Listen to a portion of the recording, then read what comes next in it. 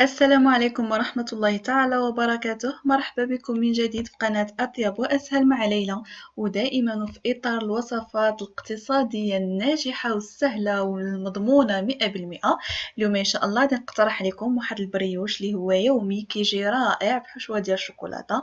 هكذا توجدوه الكوتي، توجدوه الفطور ديال الصباح وليداتكم ياكلوه، كيجي رائع جدا هشيش وكذلك مقرمش. فكنتمنى أنكم تجربوه. كيف ما كتشوفوا في الفيديو فهو كيكون قطني ولذيذ بزاف، فكنتمنى انكم تبقوا في المنازل ديالكم وردوا لي الخبر كيفاش جاكم. ما تنسوش انكم اذا كنتم كتكتشفوا القناه ديالي لاول مره ويعجبكم المحتوى ديالها، ما تنسوش انكم تضغطوا على زر الاشتراك وفعلوا الجرس باش توصلوا بجديد الحلقات. ما تنسوش انكم تخليوا لي التعليقات ديالكم والاعجابات اللي ديما كتحفزني انني نزيدكم المزيد والمزيد. تابعونا على الانستغرام وعلى المجموعه ديالنا اطيب واسهل مع ليلى، وفرجه ممتعه.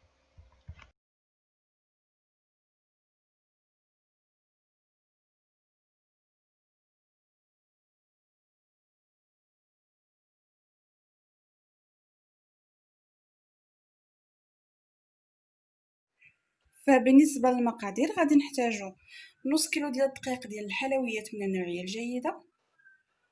غادي نحتاجو واحد الكاس ديال الحليب باش نخلطو به هاد البغيوش. يمكن لكم تستعملوا الماء كيف ما بغيتو نتوما، بغيتو تستعملوا نص حليب ونص ماء. المهم عندي هنا واحد الكاس كبير ديال 33 سنتيلتر، وغادي نشوفوا واش غادي نحتاجوه كامل ولا لا او لا قل. غادي نحتاجو بيضه واحده، 3 الملاعق كبارين ديال معالق كبارين ديال السكر سنيده، وملعقه كبيره ديال الخميره الفوريه.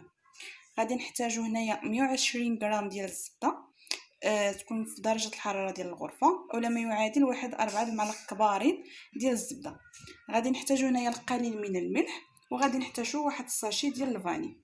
وندوزو ان شاء الله باش نشوفوا الطريقه ديال التحضير.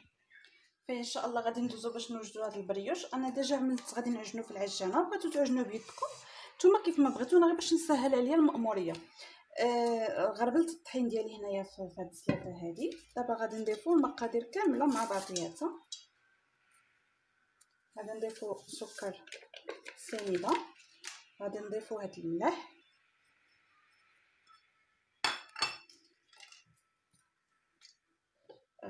عفوا السكر الفانيلا. غادي نضيفو هاد الخميره وسكر سنيده حتى هما، وغادي نضيفو هاد البيضه هادي.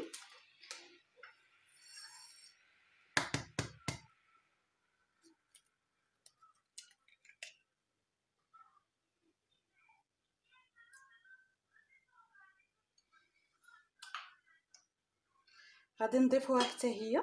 وهنا كيبقى لكم اذا بغيتو تضيفوا الزبده ضيفوها، ما بغيتوش خليوها حتى كتعجنوا العجينه ديالكم عاد كتدخلوا فيها الزبده بالتدريج.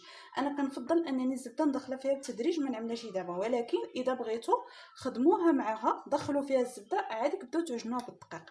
فغادي نديها دابا لا ماشين نعجن هاد المكونات هذه كامله. غادي نضيف لها الزبده وها نتوما معايا.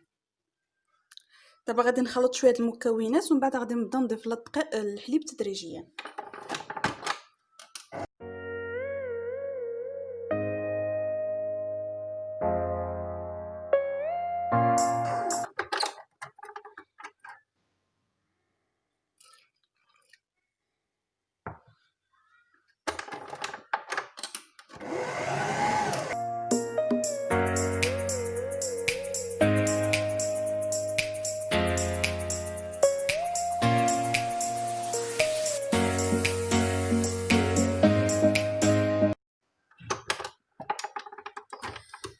فمن بعد ما كتعجن العجينه شوفوا كيفاش كتجي فوق، كتجي خفيفه. راه ما دخلتليش فيها الحليب كامل، بقى لي هاد شويه هذا تقريبا واحد 2 معالق كبارين.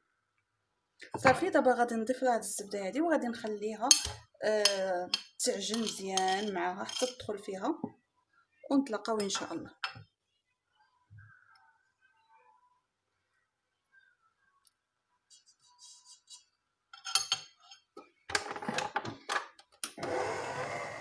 ملي كتعجن العجينه كتجي على هاد الشكل هذا، كتكون خفيفه.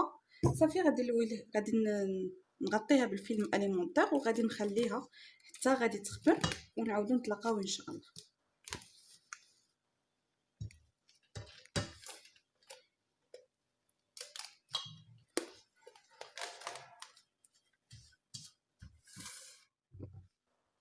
فملي كتخملنا العجينه شفتوا كيفاش كطلع، غادي نزولوها باستعانه ديال الزيت باش ما تلصقناش في اليد ديالنا.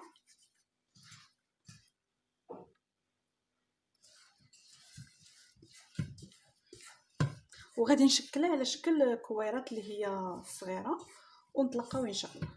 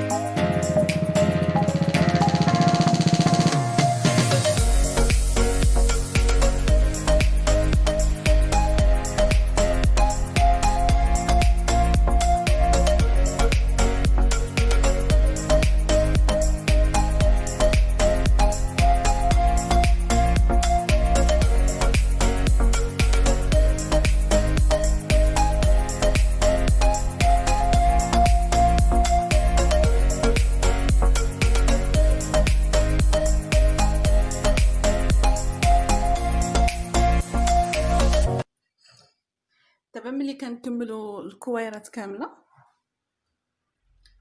كتخرج تبارك الله بزاف، تقدروا هادو تنقصوا منهم لانهم ملي كيتختمروا راه كيزيدوا يكبروا.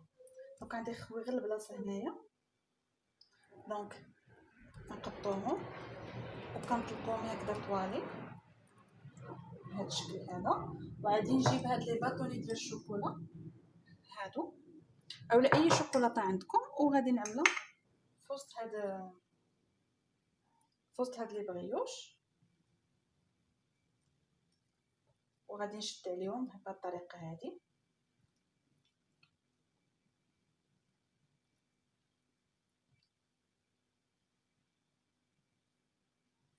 صافي هكذا.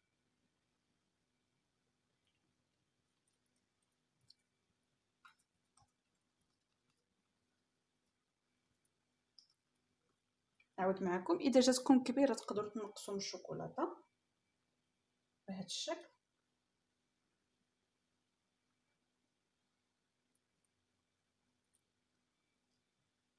هكذا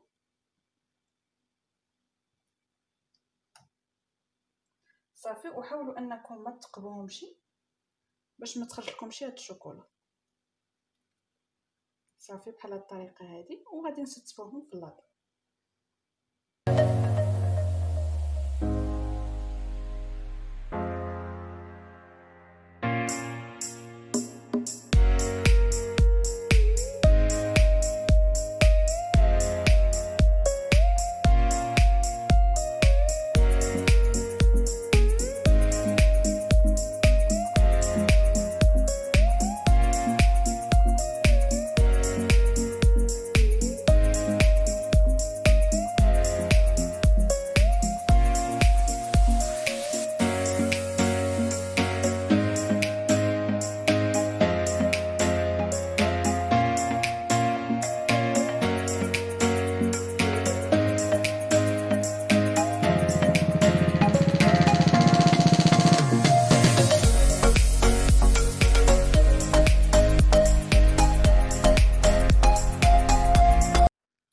فملي كنسريوهم كنخلطوا واحد بيضه مكموله وكندهنوهم وكنخليوهم عاود يخمروا، وملي كيختمروا لنا عاود كنعاودوا ندهنوهم.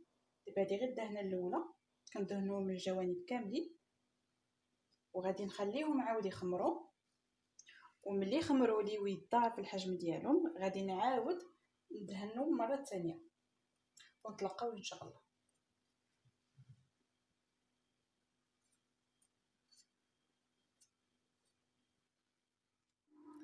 فمن بعد ما كيعاودوا يخمروا لنا كنعاودوا ندهنوهم، ورشيت عليهم هكذا شويه ديال الزنجل الابيض.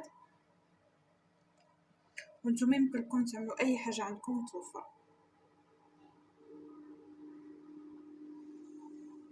صافي دابا غادي ندخلو من الفران. انا عملتو كيسخن باش غادي ندخلهم على الفران اللي كيكون سخون، وكل واحد راه كيعرف الفون ديالو كيفاش كيحتاج انه يطيب فيه البغيوش. نتلاقاو ان شاء الله باش نشوفوهم في الطبق ديال التقديم. وبالتالي كيكون هذا هو الشكل النهائي ديال الاقتراح ديالنا ديال اليوم ديال البغيوش. انا زوقته بالزنجله الابيض، وانتم يمكن لكم تسوقوه باي حاجه بغيتو، سواء بلوز ايفيلي، كونكاسي، حتى اذا كان عندكم بيان كاوكاو او الزنجلان العادي يمكن لكم تزينوه به اولا تخليوه كاع عادي ما تزوقوه بحتى شي حاجه، اولا شويه فقط من السكر سنيده من الفوقي. فكنتمنى انه ينال الاعجاب ديالكم، كيجي رائع جدا. بالنسبه للمقادير راه كنخليهم لكم دائما في صندوق الوصف، واي استفسار او لا اي حاجه خليوها لي في التعليقات وانا كنجاوبكم. شكرا لكم على المتابعه، دمتم اوفياء للقناه، نخليكم في امان الله مع حلقه مقبله باذن الله.